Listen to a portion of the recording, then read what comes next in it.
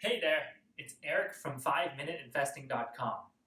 So in this video, I want to go through the earnings per share hack, the EPS hack.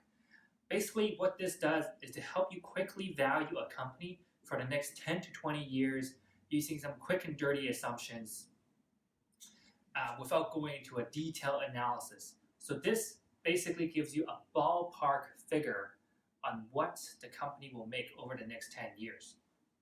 So let's say you're buying a house and you know this house makes $10 a year for 5 years. So 10, 10, 10, 10, 10 in total, 50. Okay? This $10 is profit. That means it's net of expense and this is your net income.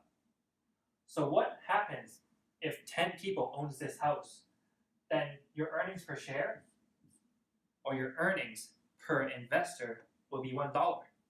So that means if you're going to invest in this house and you know this house it's only going to last for 5 years, then the profit you'll make, it's only $5 per share.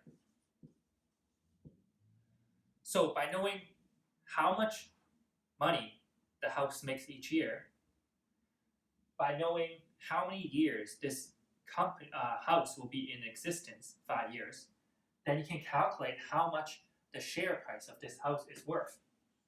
Now, I excluded the growth, I excluded inflation, I excluded the land value, but you should not pay more than $5 for this house.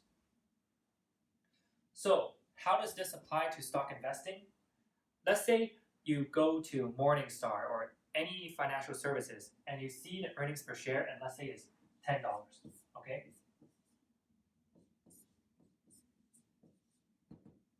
Now, the hack is, how many years do you think this company will stay in business?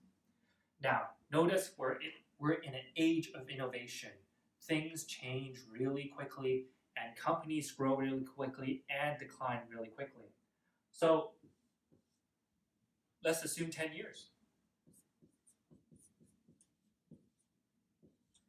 That means the share price that you're willing to pay for should not be more than $100. But sometimes there are companies like Coca-Cola, Microsoft, Apple that last more than 20 years. So 20 years.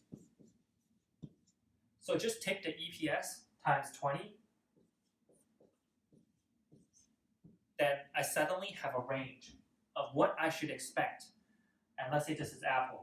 Assuming Apple has no more growth, they don't launch any new products, and they just continue to do what they're doing, and the market is matured, this is what I would expect. Somewhere between $100 to $200. Now, this is a quick and dirty way to give you a feel of where the price is compared to how much money you can make over the next 10 to 20 years, assuming no growth. So if the price is here, which is a lot higher than 250, or the price is in the middle, between 100 and 200, or the price is below 100, you got to think in terms of what this means. Compare with other information, like is the company going to launch a new product? Is the company just doing fine and is slowly dominating the industry? Or does the company have a strong brand?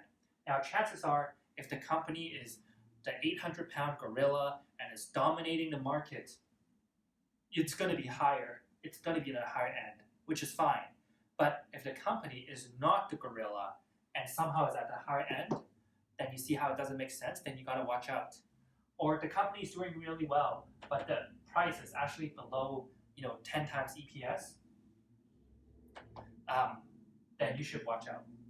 As a general rule of thumb, most of the time, if the price to EPS ratio or price to earning ratio, it's above 20 times, which means 20 years, it's usually overvalued. Now, if you're looking at stocks like tech, it's going to be different. I'll make a separate video on that. But 20 times PE ratio, which is price to earnings ratio,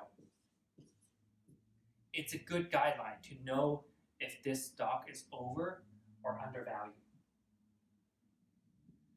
And that is it.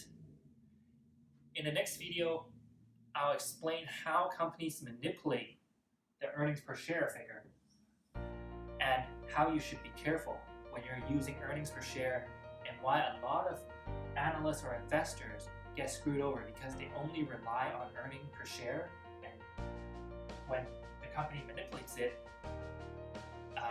investor panics or rush in when they shouldn't have. And that's it. Thank you. Give me a like or subscribe below, and leave a comment if you have any questions.